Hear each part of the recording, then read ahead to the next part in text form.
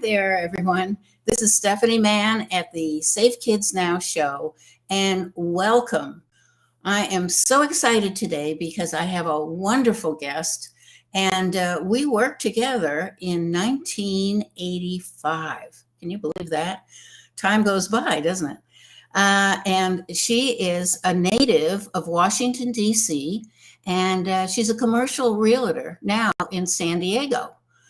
She likes to travel and she has loves to read murder mysteries. She's a graduate of Howard University and Georgetown University Law Center. So I'm welcoming my good friend of many years, Cecily Hutchinson. Hey, Stephanie, good to see you. That's such a nice intro. Oh, well, it's so good to see you. My goodness, Yes, I haven't seen you in yes, ages, and I know. I mean, our paths don't cross, I should say, because Yes, we're in different areas of the country. So that's right. That's right.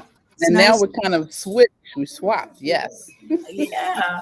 Well, one of the things I remember about you because I met you when I was working at the Oakland Police Department Mhm. in 1985, and we were looking for volunteers to set up a support group that I was working with in community services.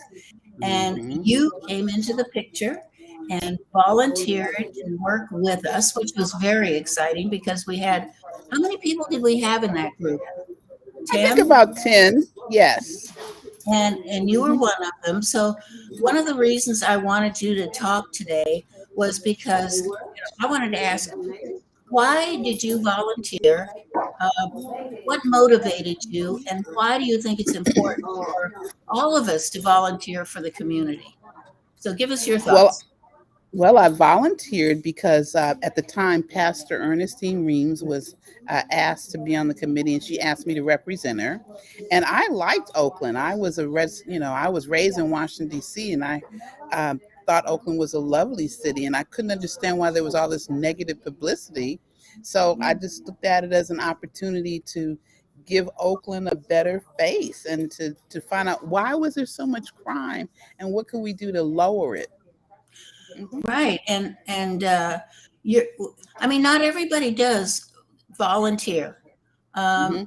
what made you say to yourself, other than you thought it was important, I really need to make a commitment to go down and serve on this committee at the police department?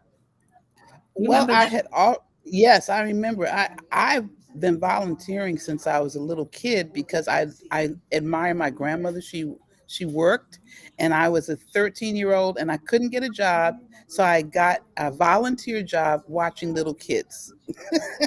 Ah, So volunteering was not new to me, and then I felt this was something that I wanted to spend my time doing because I just gotten married and I wasn't working at the time. So I had time. So I was glad to do it. well, you are a huge asset. And, I might say Thank that you. all of us that volunteer our time, don't you think you get more out of it than you give? Yes, absolutely. Because that's what I found was that you make new relationships, you feel part of a group that's making a Right. difference in the community. So anyway, I want to encourage people to get involved in their community because it's so Yes. important. There are a lot of different ways to volunteer. Uh, hmm what have you been doing since I saw you last?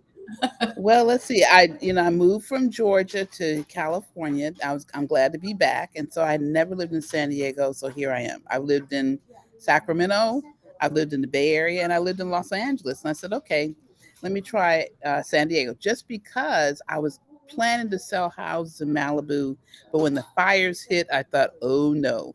So I said, here's my opportunity, and I moved to San Diego, and I love it. It's a really great part of the state. It's just quiet, and I didn't realize it was such a large county. It's huge. Well, now, did you feel San Diego was safer than some of the other areas you've lived in, or? Yes, yes, I was shocked. I really feel that the Lord led me here because Sacramento, when I moved there, I had just finished law school and it was very safe. And it has changed so much. I was shocked. Yeah. Well, what do you think needs to change in our cities? Because you've seen a contrast between safer cities and you've seen a Hmm. contrast with more violence. And now we're seeing violence in cities like, oh, Los Angeles, Chicago, Yes. New York, Right. Washington, Hmm. D.C. What's Hmm. the difference? Why are some so rough? I think the family structure has broken down, and I think our communities say, well, just let the police handle it. But the police, it's like you've said for years, they can't handle, there are not enough officers per city, per population to handle the crime. So we've kind of abdicated to them, and then they don't even have the resources. I mean, so it's just gotten to the point where people are scared, but they don't realize they have the power to control what goes on in their neighborhood. And that's what we were doing way back in 85. That's Uh, right. one of the statistics back then, and I think it's less now, but there are 2.4 police officers for every 1,000 citizens. I remember you told me years And ago. Yeah. it doesn't even make sense to assume that the police can keep you safe. And you notice that with Mm. all of the crime we're hearing about in all of these big cities, they're not even talking about citizen involvement. Have you heard anything about getting the citizens involved to take charge of their own neighborhood safety? No, because I think the citizens say, "Well, you're supposed to handle it. You're supposed to solve it." And there's not enough resources to do that. Well, not only that, when we were growing up, there was a check and balance on Hmm. behavior. Uh, Right. if if I go down the street and I'm age Yes. 7 or 8, like my son did, and throw mud clots at somebody's house, believe me, I heard right away. Right. My Right. son was a problem here, and he had to go down and clean. Okay, that has gone. So now you don't Yes. have neighbors that trust each other. They fear each other, Right. which is very detrimental. Well, I think the change happened, and I said this before, I think in the late 60s, because I remember my dad was very active in keeping the neighborhood safe. And you could usually just go to the parents and talk to them. And I remember he said he went to this set of parents and they just said, "You better leave my kid alone and stay away from me." And so I think in the late 60s, that was the beginning of the breakdown. And then my mom was a teacher, and I remember there was a time teachers were highly respected. I mean, I remember my mom said, "Well, if you don't clean up your room, I'm gonna tell your teacher," and that scared me. But when she, yeah, I didn't want Miss Burke to see my junky room.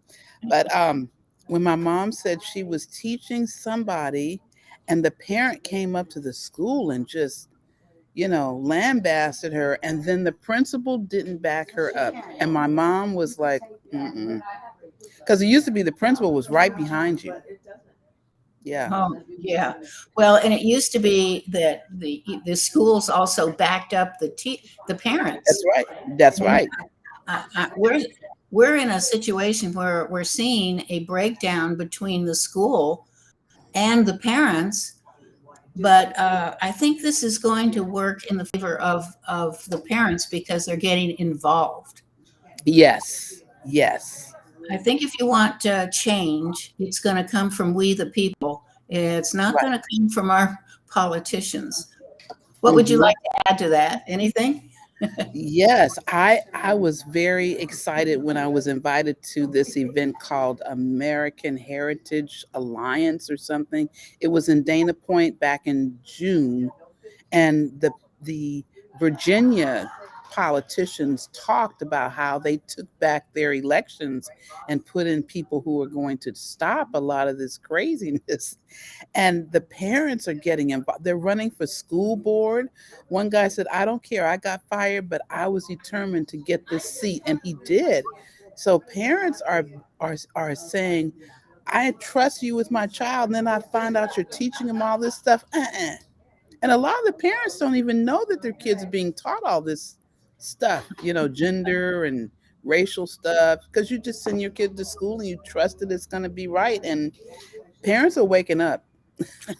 Well, that sure goes against, the great civic leader. Oh, give me his name. They got a big statue in Washington, D.C. Oh, Um, my mind just left me.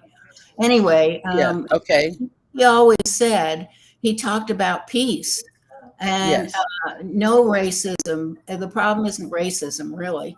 It's that we No, are angry. There's a lot of, I think it's a spiritual problem. I do too. As a matter of fact, and you know what? Let's take a little break and then we will come back and talk about the spiritual aspect of crime, drugs, and violence. Yes. We'll be back Yes. in a minute.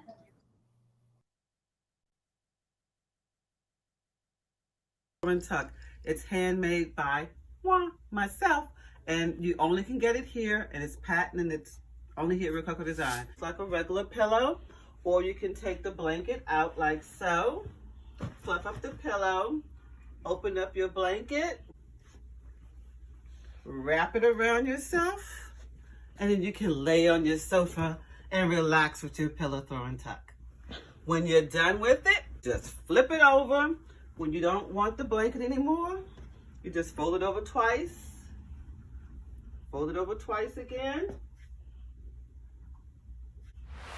Fold it over. And tuck it in the back. And there you go. You're back to the pillow throw and tuck. Rococo Design.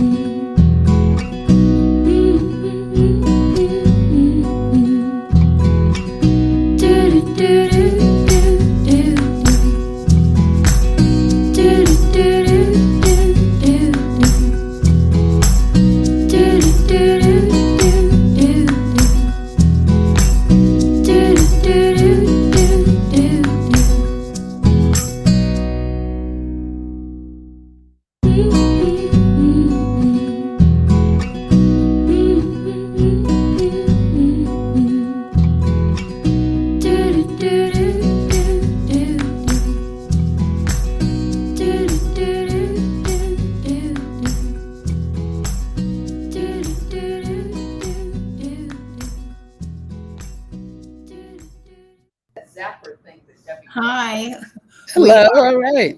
we're back again, and I'm speaking with Cecily Hutchinson, who is in San Diego, California. She's a real estate agent, and she is also a graduate of, let's see, Georgetown University Law Center and Howard University. So, Yes. Cecily, we were talking about the spiritual, the spiritual aspect of why we have so much crime and drugs, Right. because Right. people tend to just blame mental health. Babies are not born with mental health problems. That's right. Thank you. We need to talk about, before they get into problems of mental Right. health or a Right. gun is available to them. So what would you say?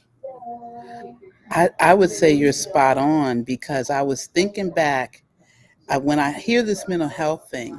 My grandmother made sure I went to Sunday school when I was about 4 years old. So I accepted Christ as a 6-year-old in November 1963. And I think what happens now is, remember on Sundays you'd see people getting in the car, going to church in their Sunday best? You don't see that anymore. And we've gotten away from God. I can't emphasize that enough. When I lived in Atlanta, I remember leaving my house one morning and saying, it's like crickets. It's a Sunday morning and you don't see families getting in the car going to church. It was so strange. Well, I grew up in a dysfunctional family, so we never Mhm. got in the car and went to church either. But my grandmother told me if I ever had a problem, I could always Mhm. turn to God. So when I was abandoned at age 15 in a Right. country where I Yeah. didn't speak the language, I Right. remembered what she said. So Yes. I would just say to people, everybody, uh, talk to your kids about there is that inner wisdom that we all have, and you Yes. have imagination, you have instincts. I mean, Hmm. even birds know to fly south for the winter. So Yes. you have instincts to keep you smart. So pay attention to them. I remember Yes. working at the police department, and women would come in and say things like, I knew I shouldn't have let that guy in my house Hmm. to use the phone, but she did, and she was raped and robbed. Yeah. So Yeah. she had the instinct to say, Right. oh, I'm not feeling safe, but she did it anyway. Uh, Yes. Women have said things about getting into an elevator with some guy at night, and the Hmm. same kind of happened. And you go, okay, if you don't feel safe, use those instincts. Those are God-given instincts. So it's incredibly important that we Yes. all take advantage of what we already have instead of Yes. hoping for the best. Right. Right. Do you have anything Yeah, to add? yes, I was going to add, when I was a little girl, I remember at school they would give you pictures like, don't get in the car with somebody strange, and don't do this, and there was that happened to me. I was 14. Remember when girls wore those long maxi dresses? And Yeah. this guy was on the corner. I was going to the store, and I was cute, 14, and this guy said something to me, and I thought, God, he's handsome. But I said, what's he doing out here at 30 years old? Why isn't he at work? Now, even though I'm 14, I know men are supposed to be at work. Do you know it turned out that guy was a murderer? I mean, I just narrowly escaped because I would sort of like keep my eye like, yeah, he is kind of cute, but he's old. When a 14-year-old, 30-year-old person is old. And yeah, that's what happened. But I had that inner instinct that said there's something not right about him, because he kept saying, hey, pretty girl. And I just ignored him, thank goodness. Oh my gosh. Yeah. Yep. I was teaching a class at a school in Oakland, an after program based on my book, Empowerment Parenting. And we were teaching kids how to use their instincts. And this young girl came to class one day and she said, I had this experience, but I used my instincts and it kept her safe. And that was, she was walking down the street. She had on her back and she noticed, and this is where children have to get off the phone and pay attention to their Yes. surroundings, because she noticed a car pulling up ahead of her and the driver walking around and opening the passenger door. And she came closer Mm. and she felt a little nervous and a little like, what am I going? She figured out what to do before he grabbed her by the back Oh, and tried to shove her in the car. She slipped out of her backpack and ran and good. away. And he slammed down the backpack and took off.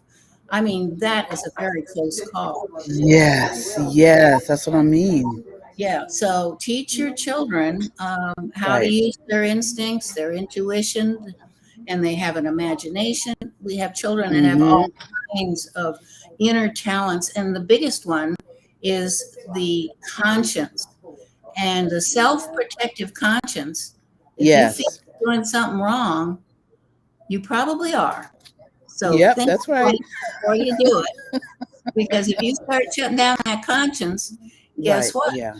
You can eliminate your conscience, but then you have you can do all kinds of bad things, and nobody can live like that. There are always consequences for bad behavior, Right. you know? Right. Right. Anyway, okay, well, now listen. One of the questions I wanted to ask you was also about Judith Reisman, because Yes. I remember you were very interested in her work. So tell us a little bit about Yes. Judith. And Yes. talk to her. Didn't you talk to her Yes. at one? Oh, yes. She was wonderful. I I worked with a lady on on child trafficking, and she had given me this packet to read to study. And I found Judith Reisman. She wrote an article about the addictive nature of pornography. And I thought, huh? Because I'd heard hints about it, but I'm like, wow, is this lady still alive? And she was. This was in 2012. I called her at Liberty University, and she had studied why we were in this sort of sexual mess. Yeah. And she said it goes back to the sexual revolution. That Dr. Kinsey had done all these studies, but they were not scientifically correct. His sample size was not regular people. It was people who had been in the system, and they were prostitutes and pimps. And he used these studies to say in the 40s that Americans were having abortions, they were having affairs. So it was not true, but it was elevated to a quote sexual revolution, and then it was foisted on the American public and put in law books. The American Law Institute changed the penal code in the 50s. So instead of the penal code protecting women, children, and marriage, gradually, like a time capsule, it introduced abortion. It loosened the protections for juveniles from being raped. It changed rape from a crime to a mental illness, and instead of incarcerating the person, you put them in a mental institution. Then the psychiatrist decides when they're safe to be let out. So there was this whole like flip. And she did this study because her own daughter had been raped by the neighborhood boy, and she couldn't understand why. And when the police came, they said, oh, it's just a juvenile thing. And so she decided to get her PhD way back in 76 because she wanted her daughters to marry good guys. Now, unfortunately, her daughter did die young, but she felt as if at least she found out the root cause of this. So what happened is Kinsey's message was spread around the world, and that's why we're in this kind of morass. And she said to me in 1984, just before you and me met, law enforcement in the United States was going to warn the American people that their children were in danger, and they were shut down by the higher ups. Whoa. So it was allowed to happen. It was allowed, this whole pornography. So she won the lawsuit. You know, Hugh Hefner sued her in the Netherlands and said she libeled him because she claimed that his pornography was promoting, his Playboy magazine was promoting child pornography. So he sued her in the Netherlands. And she says, I hope he sues me in the United States. And even in the Netherlands, where there's a lot more sexual freedom, the judge agreed with Dr. Reisman and said, yes, Hugh Hefner's magazine promotes child pornography. And so he lost. And so she spent her life educating people around the world about this. And you were gracious enough to have her on May of 2013, and she had just won a major victory in Croatia. The Croatian community got together, the parents, the clergy, and the politicians, the good high politicians and the high court, and they shut down a pornography program that was going to be taught by pedophiles. Oh boy. That's sick, isn't it? Yes. Wasn't Kinsey a pedophile? Yes, and this is so simple, Steph. You know what he was? When I really read Dr. Reisman's material, and she was gracious, she gave me lots of material. He was a young man who didn't want to listen to his parents. His parents were Episcopalian, I think, and they didn't allow sexual deviancy. They were strict believers, and he didn't want that. He wanted to have sex with boys, and he would go to these Boy Scout things and take his clothes off and parade in front of these young boys. So he went to Harvard. He was studying mud wasps, and he felt like human beings could do whatever they wanted because we weren't people, we were just animals. And his study just got supported by a lot of dollars. You know, I think it's shocking that we are where we are. because this has been fueled. The fastest Yes, growing industry we've got now is child porn. that's And right. I interviewed an FBI agent who said, monitor your children because no matter what they're on, the pedophiles are there and Yes, they will sneak in information yes, and then they will try to groom them. Uh, yes. so this is a very explosive topic. And I call it Pandora's box. oh, well, I mean, Judith Reisman really exposed a lot of this, but Yes. somehow I don't think her message got out enough. Or what do you think? Did it Yes, get? she explained it. It was suppressed because, and I don't want to name names, but just think of all the big money, big pharmaceutical companies. They actually support all this birth control stuff because it's like they It's want to not. raise the kids. And then when you start a young person off, just like with cigarettes, when you start a teenager off, they're going to make you a lot of money over the course of 60 years. So that's what's happened is this message has been just compounded into us in the media, all of that. And the media has so much control. There are only 5 people in America who run the media and they decide what we're going to watch. So it's huge, but I think she made an amazing dent. Mhm. Yes. Well, let's hope we can spread the message to more mothers and fathers because this is taking a tragic toll on our children. And they get addicted to something. They don't feel. As I said, and you said, we are spiritual beings, and Yes. if we don't feel good inside, we look for some potion to make us feel good, which can be pills, drugs, whatever that may be. And guess what happens? Now we've got fentanyl killing 100,000 people last year. Why are Yes. they escaping their spirit? Because they're not comfortable within themselves and they want to take something to relieve that. And doctors are passing out pills like it's nothing. And people need to be aware of what they're putting in their own bodies. Well, I think the American people are becoming more aware. I'm one of these. Let's get to the root of this. So, if we can support the Indiana legislators who've been trying to shut down the Kinsey Institute for decades, the Really? Kinsey Institute is in Bloomfield and in Indiana, and you would think it was conservative and wonderful, but that's the one that's spewing all this stuff. And the Kinsey Institute has had the support of our tax dollars since the 40s. We're Wow. paying for all of this. We're playing for Planned Parenthood too.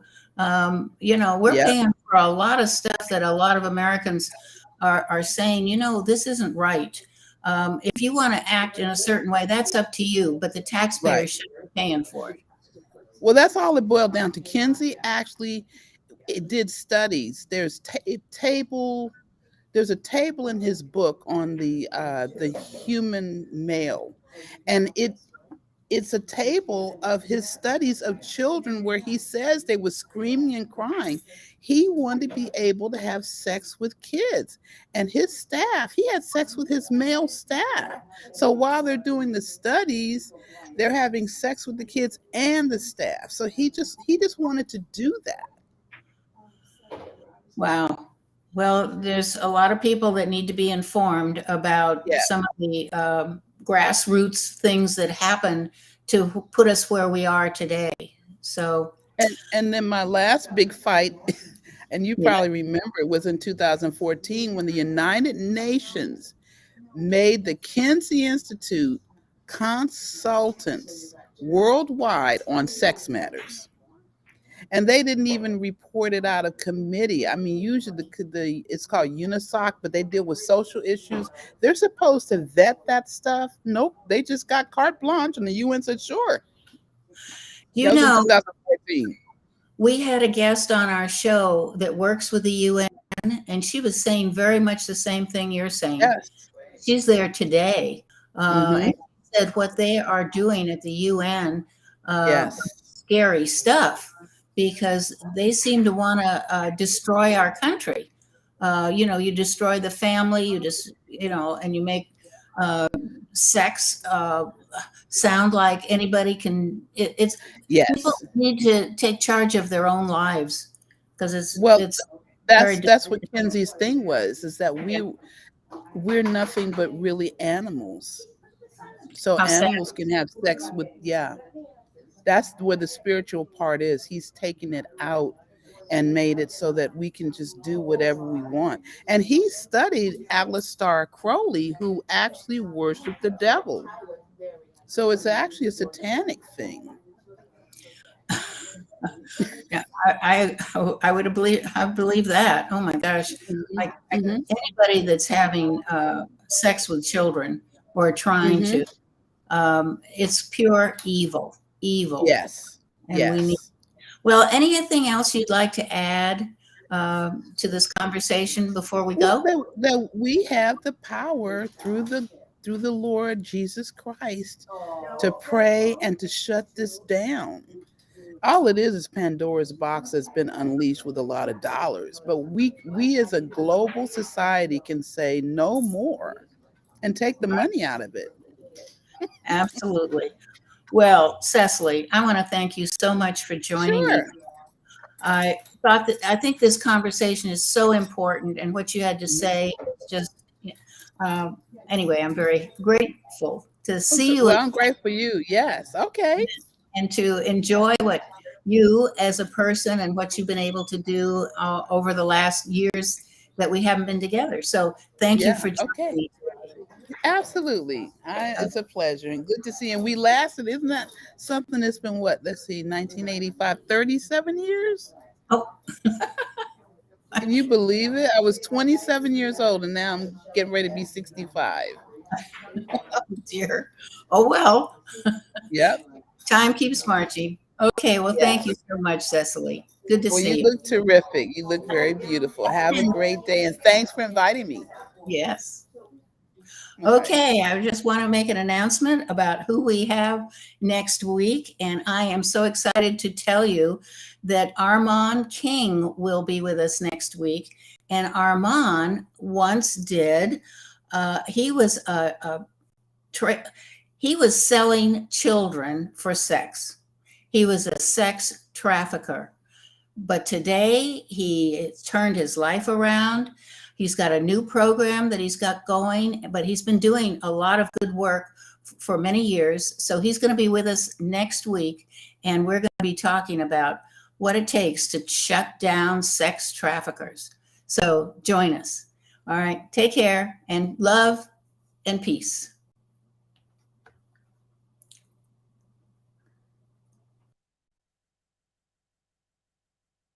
You're listening to All About Us Radio. We're live streaming 24/7, playing old school versus new school.